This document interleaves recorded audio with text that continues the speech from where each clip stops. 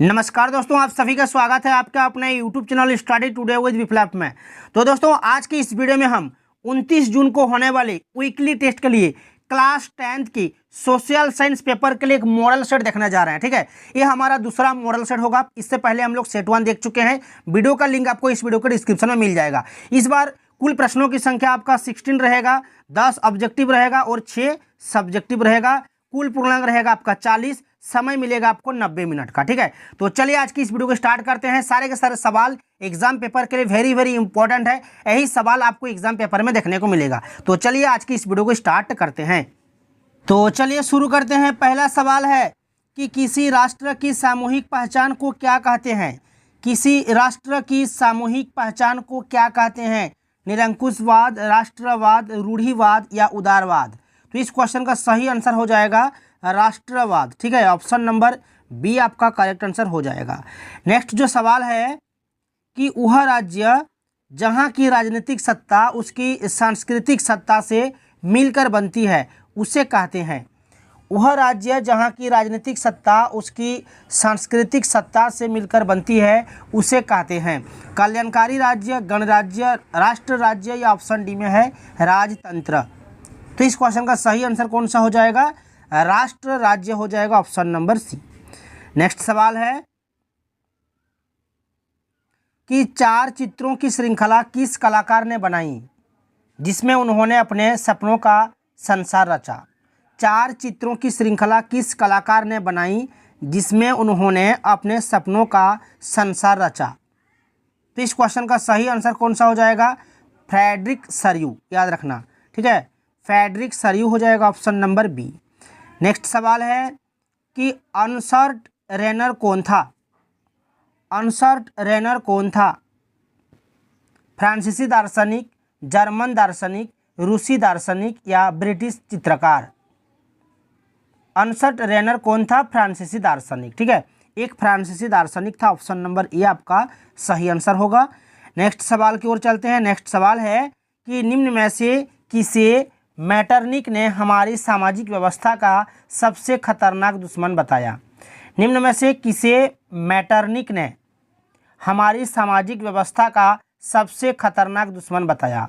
तो किसने बताया था? मैजिनी ने। ठीक है, ऑप्शन सी सही उत्तर हो जाएगा, मैजिनी। नेक्स्ट सवाल है कि लौह किस प्रकार का संसाधन है? लौह किस प्रकार का संसाधन है? नवीकरणीय योग्य, जैव संसाधन, अनवीकरणीय योग्य या प्रवाह? देखिए, ये अनवीकरणीय योग्य हो जाएगा। ठीक है, लौह किस प्रकार का संसाधन है? अनवीकरणीय संसाधन।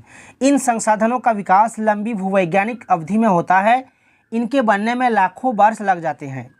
खनिज और जीवाश्म ईंधन इस प्रकार के संसाधनों का उदाहरण है। ठीक है, तो ये आपका ऑप्शन सी सही होगा, अनवीकरणीय।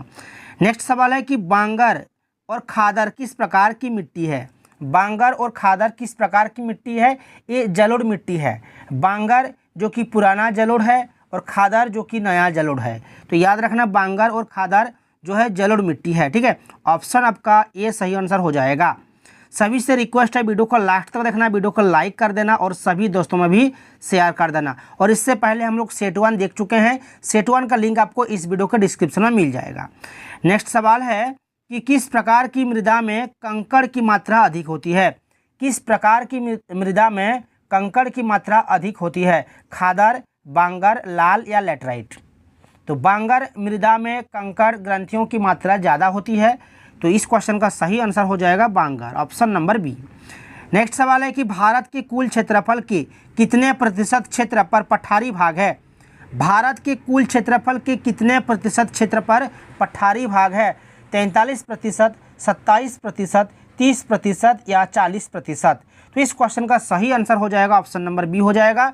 पठारी जो है 27% पर है, 30% जो कि पर्वत है और मैदान जो है आपका 43% हो जाएगा। ठीक है, 27% यहाँ पर पठारी हो जाएगा, 43% मैदान हो जाएगा और 30% आपका पर्वत हो जाएगा। तीनों को याद रखना, एग्जाम के लिए काफ़ी ज़्यादा इंपॉर्टेंट रहने वाला है। नेक्स्ट सवाल है कि समप्यता के आधार पर संसाधन कितने प्रकार के होते हैं?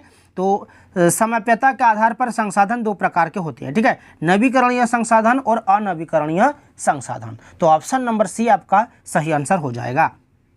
देखिए वीकली टेस्ट में आपको 10 ऑब्जेक्टिव देखने को मिलेगा। तो इस वीडियो के अंदर हम लोग कुछ एक्स्ट्रा एमसीक्यूज भी देख लेते हैं, ठीक है। प्रश्न संख्या 11 में दिया हुआ है कि श्रीलंका में सत्ता की साझेदारी का क्या आधार है। श्रीलंका में सत्ता की साझेदारी का क्या आधार है? अल्पसंख्यकवाद, बहुसंख्यकवाद, क और ख दोनों, इनमें से कोई नहीं। तो इस क्वेश्चन का सही आंसर होगा ऑप्शन नंबर बी हो जाएगा, बहुसंख्यकवाद। नेक्स्ट सवाल है कि कौन सी जातीय समूह ब्रुसेल्स में बहुसंख्यक है? जर्मनी भाषी, इंग्लिश भाषी, फ्रांसीसी या डच? तो सही आंसर होगा फ्रांसीसी भाषी, ऑप्शन नंबर सी। नेक्स्ट सवाल है कि श्रीलंका का राजकीय धर्म क्या है? इस्लाम, हिंदू, ईसाई या बौद्ध? श्रीलंका का राजकीय धर्म जो है आपका बौद्ध हो जाएगा, ऑप्शन नंबर डी। नेक्स्ट सवाल है कि भारत में क्षेत्रीय सरकार के लिए दूसरा नाम क्या है? भारत में क्षेत्रीय सरकार के लिए दूसरा नाम क्या है? प्रांतीय सरकार, राज्य सरकार, सामुदायिक सरकार या इनमें से कोई नहीं? तो करेक्ट आंसर हो जाएगा राज्य सरकार, ऑप्शन नंबर बी। नेक्स्ट सवाल है, लास्ट ऑब्जेक्टिव है कि बेल्जियम को स्वतंत्रता कब प्राप्त हुई थी? बेल्जियम को स्वतंत्रता कब प्राप्त हुई? तो याद रखना 4 अक्टूबर 1830 को, ठीक है। 4 अक्टूबर 1830 आपका करेक्ट आंसर हो जाएगा, ऑप्शन नंबर ए। चलिए अब कुछ सब्जेक्टिव क्वेश्चंस को देख लेते हैं। चलिए अब हम सब्जेक्टिव क्वेश्चंस को देखेंगे। पहला सवाल है कि राष्ट्रवाद से आप क्या समझते हैं? राष्ट्रवाद से आप क्या समझते हैं? राष्ट्रवाद किसी राष्ट्र की सामूहिक पहचान होती है जो लोगों को एक समूह, इतिहास, परंपरा, भाषा, जातीयता और संस्कृति के आधार पर स्वयं को एकीकृत करती है। राष्ट्रवाद किसी राष्ट्र की सामूहिक पहचान होती है जो लोगों को एक समूह, इतिहास, परंपरा, भाषा, जातीयता और संस्कृति के आधार पर स्वयं को एकीकृत करती है। इस प्रकार से आपको इस क्वेश्चन का आंसर लिखना है। नेक्स्ट सवाल है कि निरंकुशवाद से आप क्या समझते हैं? निरंकुशवाद से आप क्या समझते हैं? ऐसी शासन व्यवस्था और सरकार जिस पर किसी का कोई नियंत्रण नहीं रहता। इतिहास में ऐसी राजशाही सरकार को निरंकुश सरकार कहते हैं जो अत्यंत केंद्रीकृत, सैन्यबल पर आधारित और दमनकारी सरकारें होती है। ऐसी शासन व्यवस्था और सरकार जिस पर किसी का कोई नियंत्रण नहीं रहता। इतिहास में ऐसी राजशाही सरकार को निरंकुश सरकार कहते हैं जो अत्यंत केंद्रीकृत, सैन्य बल पर आधारित और दमनकारी सरकारें होती है। तो इस क्वेश्चन का आंसर आपको इस प्रकार से लिखना है। नेक्स्ट सवाल है कि कल्पनादर्श क्या है? कल्पनादर्श क्या है? एक ऐसी समाज की कल्पना करना। कल्पनादर्श एक ऐसे समाज की कल्पना करना जो इतना आदर्श है कि उसका साकार होना लगभग असंभव प्रतीत होता है। समाज की कल्पना, ऐसे समाज की कल्पना करना जो इतना आदर्श है कि उसका साकार होना लगभग असंभव प्रतीत होता है। नेक्स्ट सवाल है कि फ्रेडरिक सरियू कौन था? देखिए फ्रेडरिक सरियू एक फ्रांसीसी चित्रकार था, ठीक है। एक फ्रांसीसी चित्रकार था जिसने 1848 ईस्वी में 4 चित्रों की एक श्रृंखला बनाई जिसमें उन्होंने अपने सपनों का संसार रचा था, जिसके माध्यम से उसने गणतंत्र, स्वतंत्रता, ज्ञानोदय, राष्ट्रीयता को एक आदर्श के रूप में प्रस्तुत किया था, ठीक है। इस प्रकार से इस क्वेश्चन का आंसर आपको लिखना है। नेक्स्ट सवाल दिया हुआ है कि काली मृदा में कौन कौन से पोषक तत्व पाए जाते हैं? प्रश्न संख्या 4 फिर से आ गया। एक क्वेश्चन यहाँ पर मैं बढ़ा दिया हूँ, ठीक है। यहाँ पर 4 हो गया है। कुल मिलाकर हम लोग 7 सब्जेक्टिव को देखेंगे, ठीक है। ये हमारा 5वां क्वेश्चन होगा, ठीक है। काली मृदा में कौन कौन से पोषक तत्व पाए जाते हैं? देखिए काली मृदा में कैल्शियम कार्बोनेट, मैग्नीशियम हो जाएगा, पोटास हो जाएगा और चूना जैसे पोषक तत्व पाए जाते हैं, ठीक है। काली मृदा में कैल्शियम कार्बोनेट, मैग्नीशियम, पोटास और चूना जैसे पोषक तत्व पाए जाते हैं। प्रश्न संख्या 6, मृदा अपरदन किसे कहा जाता है? देखिए मृदा के कटाव और उसके बहाव की प्रक्रिया को मृदा अपरदन कहा जाता है, ठीक है। प्राकृतिक कारणों एवं मानव निर्मित कारणों के द्वारा मिट्टी की जो ऊपरी सतह है वो उसका बहाव हो जाता है, उसे हम कहते हैं मृदा अपरदन, ठीक है। यानी कि मृदा का क्षय होना, मृदा के कटाव और उसके बहाव की प्रक्रिया को मृदा अपरदन कहते हैं। प्राकृतिक कारणों एवं मानव निर्मित कारणों के द्वारा मिट्टी के ऊपरी सतह का बहाव हो जाता है, उसे हम कहते हैं मृदा अपरदन। इस प्रकार से आपको इस क्वेश्चन का आंसर लिखना है। लास्ट सवाल है, दीर्घ उत्तरीय प्रश्न इस प्रकार से आएगा कि स्वामित्व के आधार पर संसाधनों को कितने भागों में बांटा गया है, व्याख्या करें।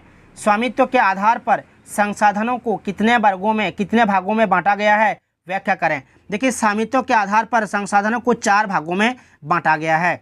व्यक्तिगत संसाधन, दूसरा है सामुदायिक स्वामित्व वाले संसाधन, तीसरा है राष्ट्रीय संसाधन, चौथा है अंतर्राष्ट्रीय संसाधन। तो पहला जो पॉइंट आपको लिखना है, व्यक्तिगत संसाधन लिखना है। व्यक्तिगत संसाधन क्या होता है? वैसे संसाधन जो व्यक्तिगत यानी कि जो निजी संपत्ति होते हैं, जैसे कि अपना मकान हो गया, बाग हो गया, कुआं हो गया, भूमि हो गया, जो खुद का होता है, जो अपना होता है, ठीक है, निजी संपत्ति, ठीक है, व्यक्तिगत संसाधन कहलाता है। दूसरा आपको लिखना है सामुदायिक स्वामित्व वाले संसाधन, ऐसे संसाधन जिनका उपयोग समुदाय या सभी लोग कर सकते हैं। वैसे संसाधन जिनका उपयोग समुदाय या सभी लोग कर सकते हैं, जैसे कि श्मशान भूमि हो गया, तालाब हो गया, पिकनिक स्थल हो गया, खेल का मैदान हो गया, ये सभी लोग कर सकते हैं, ठीक है, इसका उपयोग। तो ये हो गया आपका सामुदायिक स्वामित्व वाले संसाधन। तीसरा आपको लिखना है राष्ट्रीय संसाधन, जो ऐसे संसाधन जो देश की संपत्ति है, ठीक है, ऐसे संसाधन जो देश की संपत्ति है अर्थात सरकार के अधीन में है, जैसे कि सारे खनिज पदार्थ हो गया, जल संसाधन हो गया, वन हो गया, वन्य जीव संसाधन हो गया, ये सब, ठीक है। चलिए लास्ट जो लिखना है आपको अंतर्राष्ट्रीय संसाधन लिखना है। ऐसे संसाधन जिन्हें अंतर्राष्ट्रीय संस्थाएं नियंत्रित करती है, ऐसे संसाधन जिन्हें अंतर्राष्ट्रीय संस्थाएं नियंत्रित करती है, जैसे तटरेखा से 200 समुद्री मील की दूरी से बाहर खुले महासागरीय क्षेत्र। इसी प्रकार से इस क्वेश्चन का आंसर आपको लिखना है। तो ये था क्लास 10th के सोशल साइंस का एक मॉडल सेट। वीडियो को अगर अच्छा लगा है तो लाइक और शेयर कीजिए, और हमारे चैनल में जुड़े रहने के लिए, आगे के वीडियोज़ देखने के लिए चैनल को सब्सक्राइब करके रखें। तो मिलते हैं दोस्तों नेक्स्ट वीडियो में।